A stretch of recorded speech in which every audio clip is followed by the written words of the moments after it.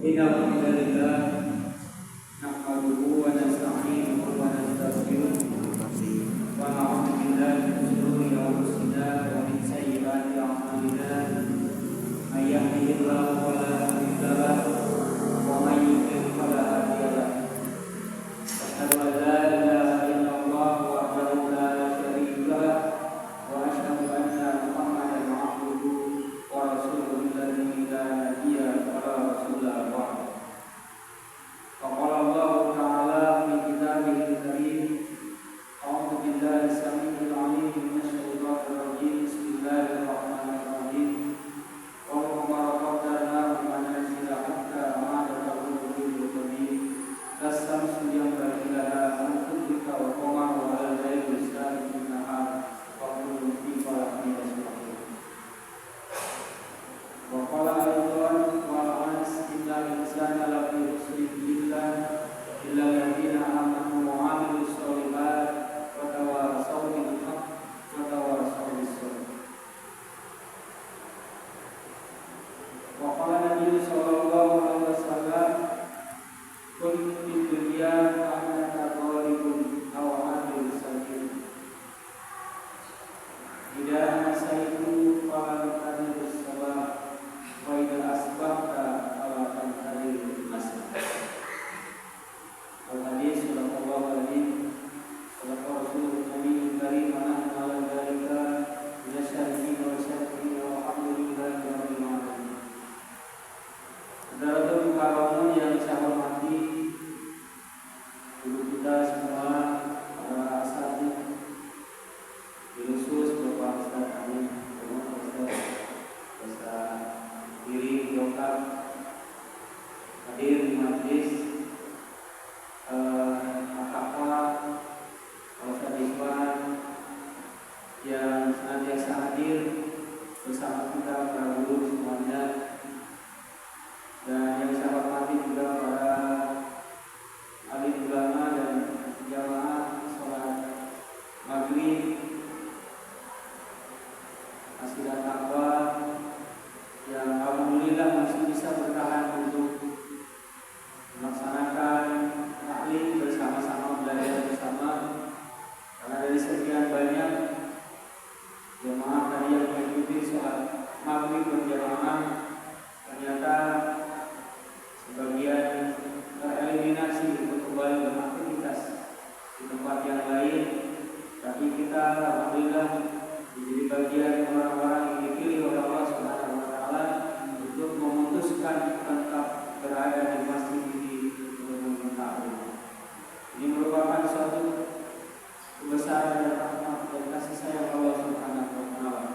Manakala yang pulang dari masjid ini, ada apa yang sudah disampaikan undangannya, mungkin dengan kesibukan mereka juga, tetapi pada intinya tentu tidak banyak orang yang bisa memutuskan untuk tetap taklim mengikuti bersama-sama di masjid ini.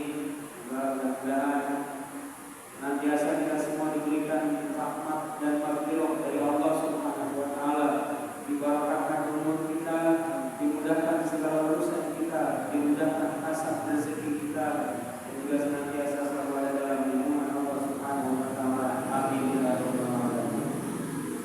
Dan tak lupa saya hormati juga yang saya hormati MC Master Ceremony alias pembawa acara Bapak Muhammad yang senantiasa selalu ada di setiap pojok sebelah kiri pemateri, dan siapapun dia pasti ada Bapak Muhammad. Sesuai dengan namanya, kalaulah Muhammad itu bulan, maka dia bisa hadir hanya dari tanggal 1 sampai bulan purnama.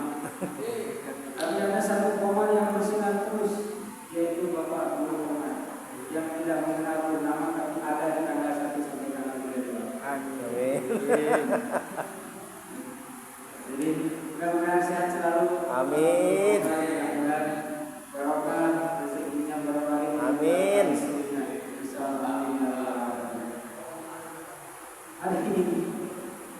Hari ini kita sudah memasuki tahun hitungan Masehi. Kalau hitungan Masehi kita sudah memasuki tahun 2024. tahun 2024. Tak terasa, tentunya hitungan tahun ini kita masih ada hari ini. Begitulah hitungan perputaran planet bumi, matahari, planet-planet yang diciptakan oleh Allah Subhanahu wa taala sehingga muncul hitungan-hitungan hari sampai hari ini 2024.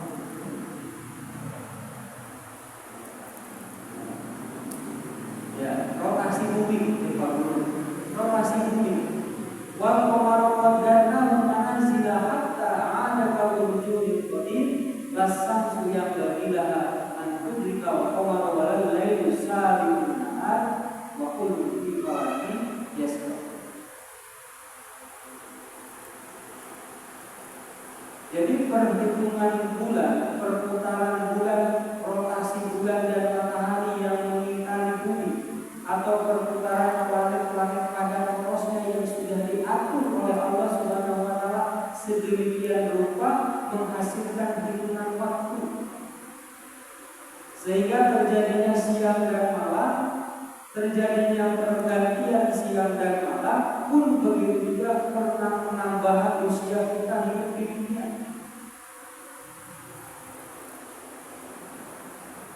Jadi ketika malam wal laili idza yasa wan nahari idza tajalla wal laili idza as'as was subhi idza tanafas, ketika malam mulai gelap, kemudian subuh, pagi mulai terang, ketika matahari mulai terbit, ketika bulan mulai mengeluarkan cahayanya, maka disitulah ruang waktu itu terus beredar, terus berputar. Kita yang hari ini ada, yang hari ini hadir, masih menempati ruang dan waktu hidup kita di bumi ini, diberikan kesempatan oleh Allah Subhanahu wa taala untuk masih menyaksikan bulan muncul, untuk masih merasakan nikmatnya hangatnya matahari terbit setiap pagi, masih bisa merasakan betapa dinginnya malam, dan masih merasakan interaksi kita dengan orang-orang yang kita cintai di dunia ini. Sungguh merupakan suatu nikmat yang sangat besar yang diberikan oleh Allah Subhanahu wa taala terhadap kita. Dan itu adalah merupakan nikmat yang sangat besar. Hari ini di tahun 2024 di hitungan Masehi kita dihadirkan, kita masih ada untuk menyaksikan itu semua. Kita bisa masih menikmati hidup itu semua. Betapa kalau kita sudah mati, kalaulah kita dipertontonkan ngaji malam hari ini oleh ruh yang sudah meninggal, mungkin dia sudah menyesal. Mungkin mereka sudah menyesal. Arwah-arwah leluhur kita yang sudah meninggal, sudah wafat, menyaksikan jamaah takwa masih ada seperti ini, mungkin dia masih ingin bergabung dengan kita. Tapi seandainya bergabung pun pasti tidak akan ada yang menemani, dan kapan pasti naik. Artinya apa? Betapa bahwa itulah nikmat yang sangat besar. Dan alhamdulillah kita menjadi bagian orang-orang yang senantiasa masih diberikan kesempatan itu, diberikan kesempatan itu untuk menikmati hidup.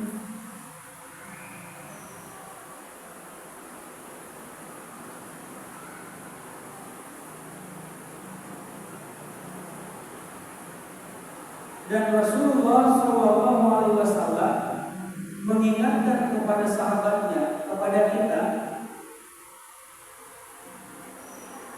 Rasul memberikan wejangan, memberikan nasihat dalam sebuah hadisnya. Kata Rasulullah SAW, nikmatani, ada dua nikmat, makhluk yang suka diingkari, yang suka dilupakan ala umati oleh umat-umat, oleh manusia, oleh kita. Dua nikmat yang besar tapi yang sangat sering banyak dilupakan oleh kita, oleh manusia. Yaitu yang pertama as-sihat, waktu sehat, waktu hidup kita. Yang kedua adalah waktu santai, umur yang panjang, waktu yang dihadirkan Allah, dan juga kesehatan atau keleluasaan waktu. Dua nikmat yang sangat besar. Dan itu kata Rasulullah SAW, banyak di antara umatku yang lalai dan lupa itu semua. Aku dikira oleh kita itu kalau kita Islam, yang namanya nikmatnya yang berupa rezeki, rezeki kita yang berupa materi. Dapat ada tiba-tiba yang ngirim, wah ini nikmat, alhamdulillah. Yang ngirim pakaian ke rumah tidak terasa. Pas dibuat duit segitu, alhamdulillah kalau dia rezeki kita yang nikmat. Yang kita pikirkan secara makna nikmat itu yang paling sebatas materi, kebanyakan. Mungkin termasuk saya. Yang mungkin namanya nikmat, namanya rezeki itu mungkin pemberian orang lain berupa materi. Beri hadiah, sinhai sudah kasih tiba-tiba misalkan diundang ceramah oleh orang lain, kita tiba-tiba dikasih amplop, di sini nanti misalkan punya, Pak dia disebut nikmat, dia disebut rezeki. Misalkan kerja di pabrik, di kantoran, 20 bulan, ekspektasinya dapat misalkan 5 juta, tiba-tiba itu jadi wah dia mungkin rezeki. Atau tiba-tiba ada pemberian, tiba-tiba gaji 13 cair misalnya, tunjangan guru cair misalnya, dia mungkin disebut rezeki. Kan kadang paradigma berpikir kita seperti itu, Pak Guru. Saya mungkin kadang seperti itu. Tiba-tiba Paraguay bonusnya 3 kali gaji cair Desember. Wah inilah rezeki, wah inilah nikmat. Apakah itu merupakan rezeki? Ya. Apakah itu bagian dari nikmat? Tentu tepat sekali. Tapi kata Rasul ada sebagian pula, sebagian hambaku, sebagian umatku di akhir zaman itu kebanyakan terlena dengan dua hal yang justru dua hal itu sangat besar dan sering dilupakan, yaitu as-siha, nikmat kesempatan, sehat, dan juga keleluasaan waktu, umur kita. Dan kadang kita nggak sadar, sekarang kita hidup, kita masih menikmati tadi, menikmati matahari dan sebagainya, menikmati hal-hal apa ini gratis dari Allah Subhanahu wa Ta'ala untuk kita nikmati, untuk kita pompa jantung, udara yang kita hirup. Itu adalah nikmat yang sangat besar. Betapa ketika seseorang sakit, coba di rumah sakit, ayam oksigen yang bersih, yang sehat, supaya pompa jantung berapa 1 tahun kalau kita beli. Betapa banyak di rumah sakit yang itu menghela nafas saja dia harus bayar untuk beli oksigen untuk bernapas. Sementara kalau kita tanya kepada diri kita berapa juta tabung yang kita hela pada hari ini, sampai hari ini, sampai detik ini sudah berapa ribu tabung oksigen yang gratis tanpa harus bayar, yang disajikan oleh Allah Subhanahu wa Ta'ala, yang itu adalah nikmat yang sangat besar. Dan kata Rasul, itulah yang kadang banyak kita lupakan. Ya tambahin apa ini? Serasa biasa aja. Padahal itu nanti baru sadar ketika kita diuji oleh Allah sakit, ketika diberi sesak nafas, ternyata udara mahal. Ketika diberi sakit, mandik encok, berharga sehat kita ini. Saya kan tidak sebut nama untuk penyakit. Yang ada di kandungan, saya disebut nama. Saya kan tidak sebut nama. Sebut nama penyakit. Ya.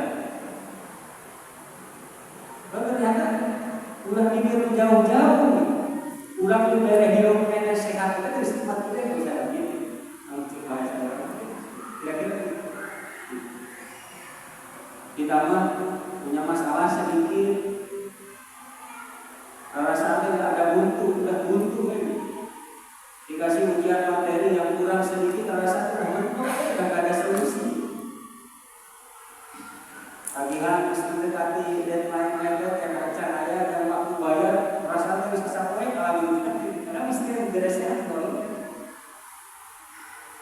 ada deadlock sama istri di rumah, ada masalah dengan keluarga, rasa besar laginya. Karena apa? Karena kita hanya melihat dari sisi keburukan diri kita, padahal di sisi lain sebetulnya kalau kita ingin menganalisis nikmat dari Allah kepada kita, banyak banget yang itu akan kita lupa. Mungkin melihatnya kita gorengannya itu bisa kita melihatnya yang bisa kita gorengannya jadi ingat itu luar biasa, rumah dua beli motorannya rumah boga goreng. Oh batuman mau dikatakan lebih kurang beli bisa, kurang ternyata tidak bisa orang ini bisa. Checklist ternyata orang teripu terus didefinisikan teripu. Padahal banyak hal yang besar yang justru tidak bisa kita memsadari dan menganalisis itu bukan sebuah kita. Baik tahu itu ala nikmati lalu yang sebetulnya kalau diceklis semua nikmat yang diberikan oleh Allah itu tinta di laut harus pakai seperti semua nampak semua bisa itu nikmat. Karena juga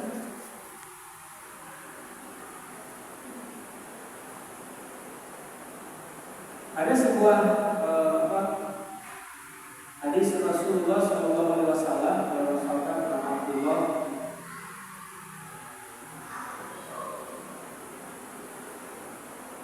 Beliau berkata, "Ahada Rasulullah SAW di mankibai." Rasul menepuk Rasulullah SAW menempelkan tangannya di punggungku pada sahabat. Jadi pasangan tetap hubungan Rasulullah SAW. Kata Rasulullah apa? Kun fiddunya. Jadilah hidup di dunia ini kun fiddunya waliku. Al-Amil Sabil. Jadilah kamu hidup di dunia ini seperti seorang pengembara. Seperti seorang pengembara yang datang ke suatu tempat yang asing. Jadilah kamu itu seperti gharibun, seorang pendatang, al-amil sabil, atau seseorang yang sedang dalam perjalanan.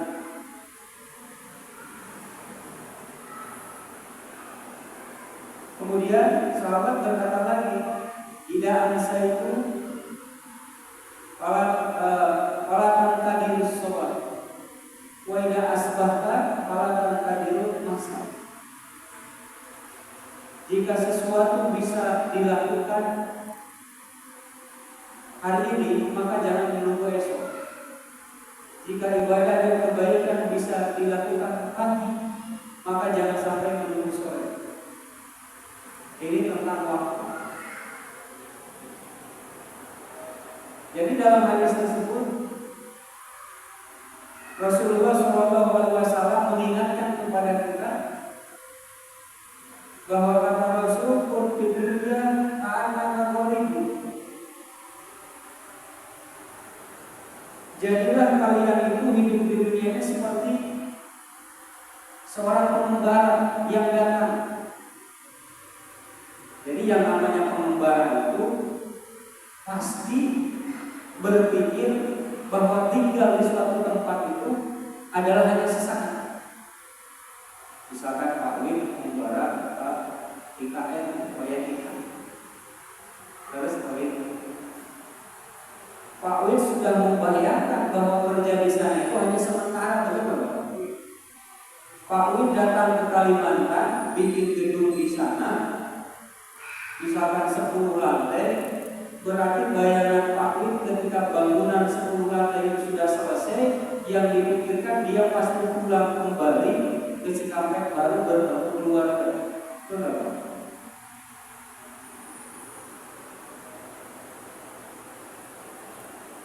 Berarti pada saat kita sadar misalkan waktu kerja ke Kalimantan itu yang dibayangkan apa? Yang dibayangkan bahwa di Kalimantan itu tidak akan lama. Di Kalimantan itu adalah persinggahan dan saya harus membawa rezeki dari sini pulang, bertemu anak istri dan membawa uang itu pulang, membawa bekal itu memberikan ke anak dan istri kepada keluarga. Ketika dalam tempat kasar, tempat kerja yang pabrik sadar bahwa di Kalimantan itu hanya sebatas persinggahan, yakin pasti tidak akan mungkin terlena hidup bisa.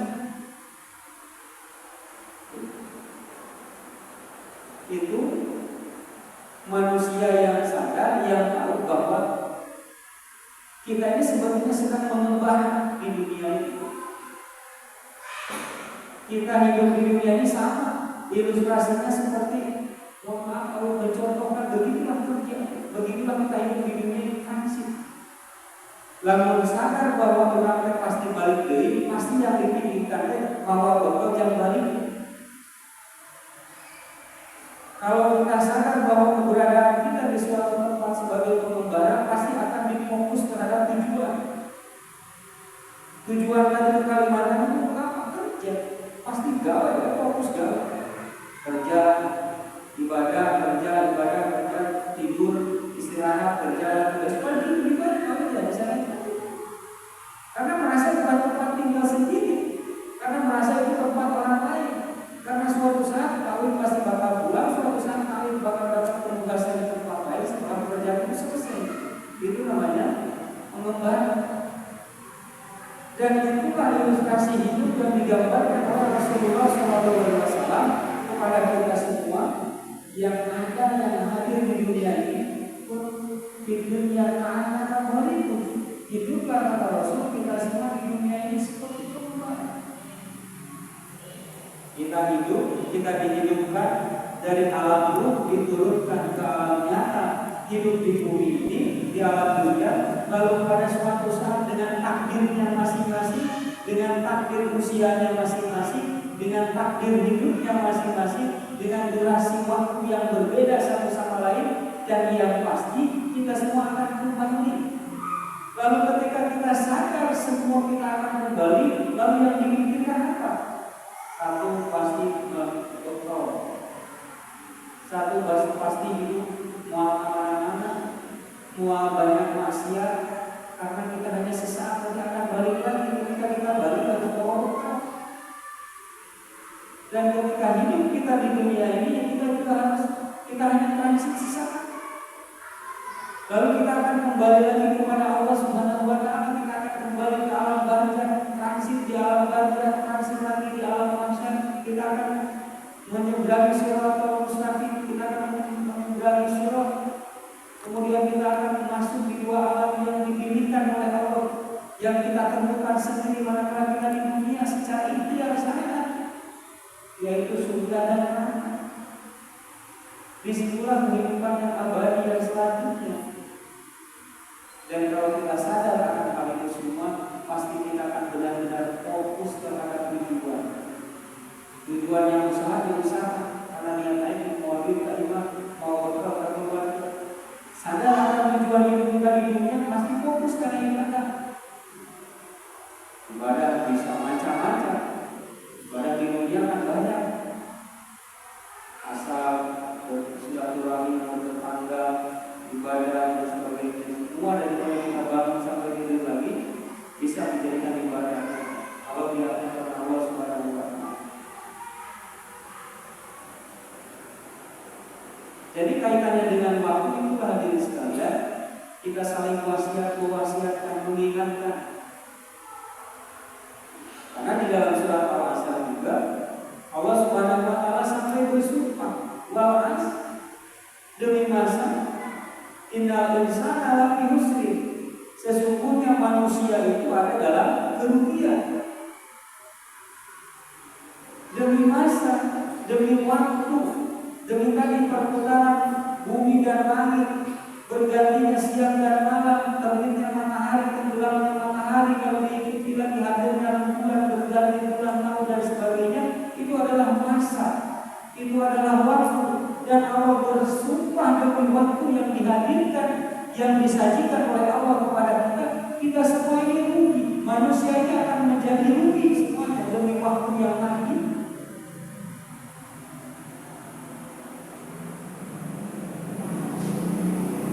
Tapi kata Allah Subhanahu wa taala, illal ladzina amanu, ada orang-orang yang tidak rugi. Ada pengecualian, ada exception, ada pengecualian. Berarti ada orang yang tidak rugi. Orang yang ada menyaksikan hidup dan kehidupan sampai hari ini, ada di antara mereka itu yang tidak rugi. Siapa? Illal ladzina amanu, yaitu orang-orang yang senantiasa hidupnya ada dalam keimanan. Usia di dunia kita nikmati ini ada dalam keimanan, ada dalam keyakinan kepada Allah, ada dalam ibadah kepada Allah, ada dalam keimanan dan ketakwaan kepada Allah. Yang ketika ada rasa iman, yakin dan takwa itu, pasti dia akan melakukan apa? Di dalam wa amilus sholihat. Orang yang yakin dan sadar iman dan takwa kepada Allah, pasti dia akan beramal soleh. Kamu percaya dan yakin Allah, pasti ada ibadah, pasti ada amal soleh. Kalau kita yakin, beriman, bertakwa kepada Allah, pasti ada implementasinya. Apa implementasi dari keimanan itu? Ya ibadah, ya amal soleh, ya sholat, yang berbuat baik, yang membantu tetangga, yang membantu saudara kita yang membutuhkan, yang berinteraksi dengan tetangga, menjaga silaturahmi.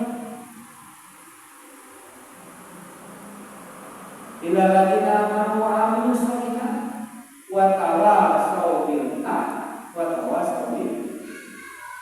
Setelah iman, yakin, percaya, idrakul jazim bihaisu laisa ma'hu taraddud muwaffiqun fil waqi nasimun dari yakin kepada Allah, lalu dia pasti setelah yakin akan ada implementasi dari keyakinan itu. Apa? Amilus sholihat, dia akan beramal amal baik. Wa tawassaw bil haqq wa tawassaw bis. Dan kemudian akan saling mengingatkan, berwasiat dalam kebenaran, tawassaw bil haqq wa tawassaw bis, dan saling mewasiatkan kepada kesabaran. Mana salah satu contoh sederhananya tawassaw bil haqq dan tawassaw bis? Ini mengingatkan ngaji ayat undangan ngaji tafsir, kalau punya waktu di malam Senin hadir. Ada pengajian makul di malam Rabu, kalau ada waktu, luang waktu, tidak ada kegiatan, hadir. Di malam Ahad ada panggilan undangan, hadir. Di malam Ahad lagi ada pengajian lagi, di malam Sabtu ada rapi dan sebagainya, hadir. Itu momentum tawassaw bil haqq. Kemudian tawassaw bis tentang sabar. Bahasa tentang sabar, wasiatnya gimana? Yang memberikan semangat, memberikan nasihat kesabaran terhadap saudara-saudara kita yang sedang diuji musibah. Sabar, sabar, sabar. Kalau saudara kita punya urusan, kalau mampu ya bantu. Kalau saudara kita sedang dismotivasi, kehilangan semangat hidup, dikasih nasihat, kasih ujangan. Ya artinya sosial. Dan itulah yang dinas di surat Al-Asr menjadi bagian golongan orang-orang yang senantiasa tidak bakal rugi, menempati ruang, menempati waktu, menempati kehidupan sampai hari ini dan seterusnya. Kalau dia selama dia hidup di dunia ini selalu ada iman dan takwa kepada Allah, lalu diimplementasikan melalui amal soleh, dan lalu senantiasa saling mengingatkan tentang hak dan saling mengingatkan tentang sabar. Mungkin itu saja yang dapat saya sampaikan. Kesimpulannya adalah mudah-mudahan Allah senantiasa memberikan hidayah kepada kita, bukan hanya menyentuh umur yang panjang, tapi juga